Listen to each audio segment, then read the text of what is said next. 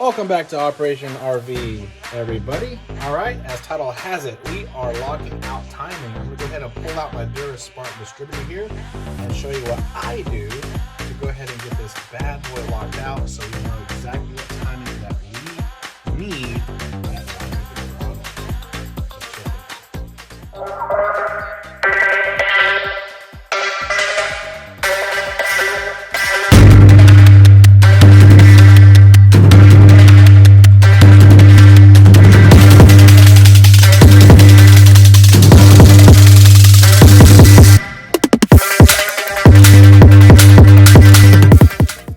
Go ahead and mark your cap and rotor. I went ahead and just use a Sharpie right here and 180 on the back and right there on the intake. So we're gonna go ahead and pull this out. And essentially, guys, you can go ahead and find TDC. There's many other ways. Go ahead and check quite a few videos there on YouTube on that. So I'm gonna go ahead and get it pulled out and take it over to the bench. Get it locked in a vise, definitely help out if you're by yourself. And we're gonna go ahead and take off this reluctor wheel. And if you look right there, there's a little pin. You gotta be extremely careful that when you pull this out, that you do not drop that pin. That's key. So let's put this aside. All right, so now what we need to do is, this is the vacuum advanced canister arm that moves around the weights here. So we got to go ahead and take that off, which I'll do this off camera. And then right here, it's very small, very tiny. There is a little C-clip. I'll go ahead and take that off. And then this whole device here, I guess you call it the magnetic pickup here. We'll go ahead and remove that and get us down here to this plate next. All right, the vacuum advance arm is now off. You want to go ahead and take out these two screws right here, and then the canister should simply just slide out like that, and we'll set that aside. And now let's go ahead and let's get off this the C-clip here, and we'll pull everything off. This is the tiny clip here. Put that in a safe spot. Next, we'll take our Phillips. We'll take this out. This is the wiring part, and this whole piece will actually come off in one unit. Pull the wire up out of the way.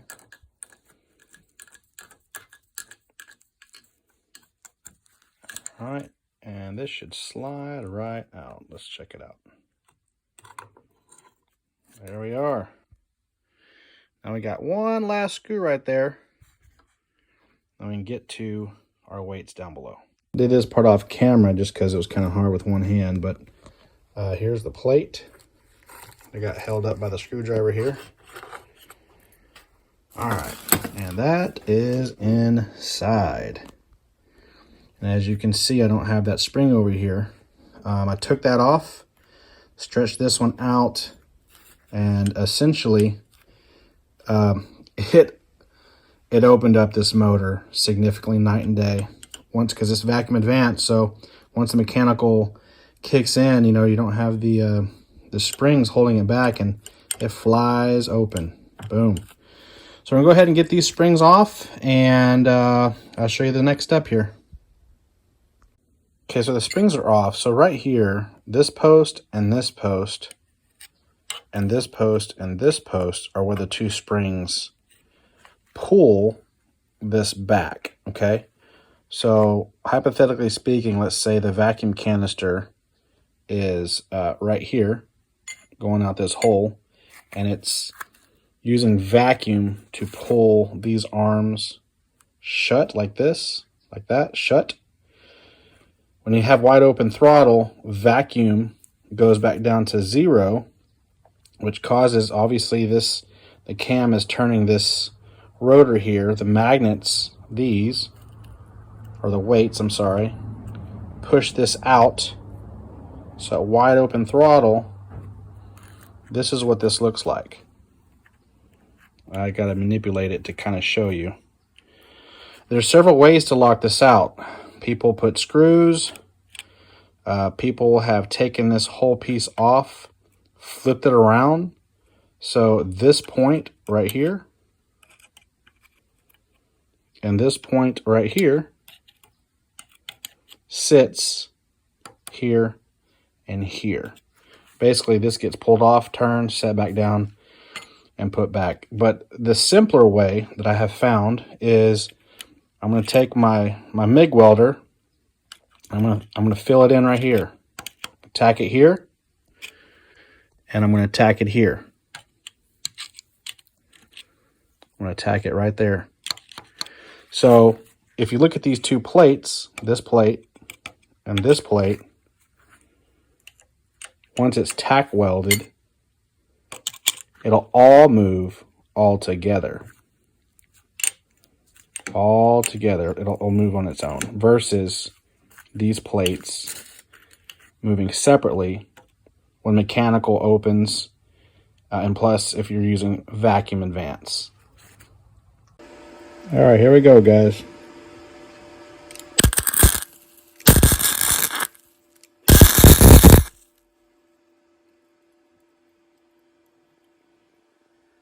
Let's take a look.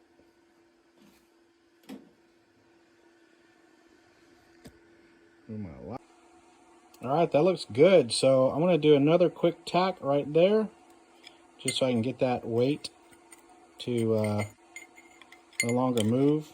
But right now, this plate is attached to this one. So I'm going to go over here, right here. I'll do one more tack, and then I should be good to go. All right, guys, it's all done. I'm going to go ahead and use my blow gun and blow it all out. But we got two good tacks there,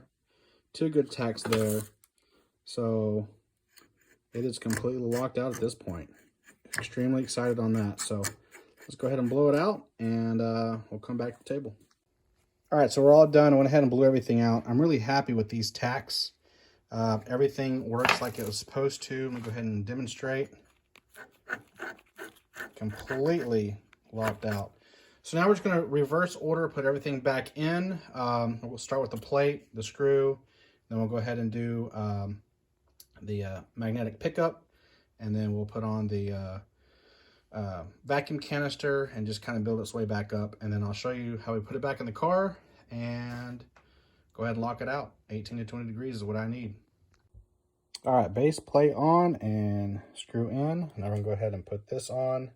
Put the screw down, and we'll put on the C-clip here. 2 wire back in, screw down, and C-clip on. Let's go ahead and put in the vacuum canister. All right, vacuum canister on, and the arm is also on there too. We're gonna go ahead and put on the reluctor wheel. Make sure your pin gets seated down in there properly. I'm gonna push her down. Just like that. All right. Look at this, guys. Ooh, man. So I went ahead and kept my vacuum canister because I still want to make sure I have cruisability and stuff like that, to where I can at least get my 10 to 14 degrees before top dead center with my vacuum advance. And of course, when I hit that throttle, and I get that wide open throttle, vacuum goes away.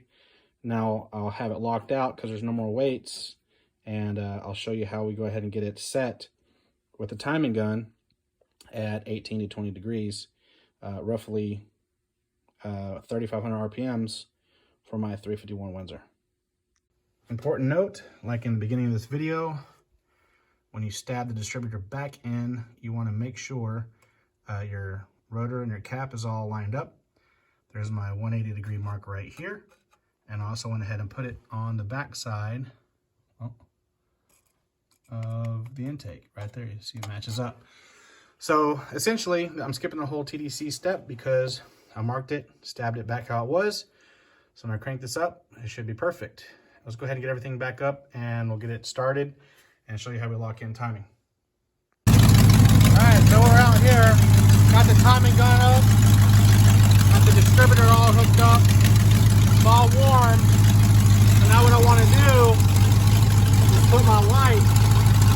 right down there. Kind of hard to see. I want to have my driver go ahead and put about 2,500 and then look for 18, and then I'll lock it in using my 1/2-inch wrench. I'll go ahead and lock it down and we're good.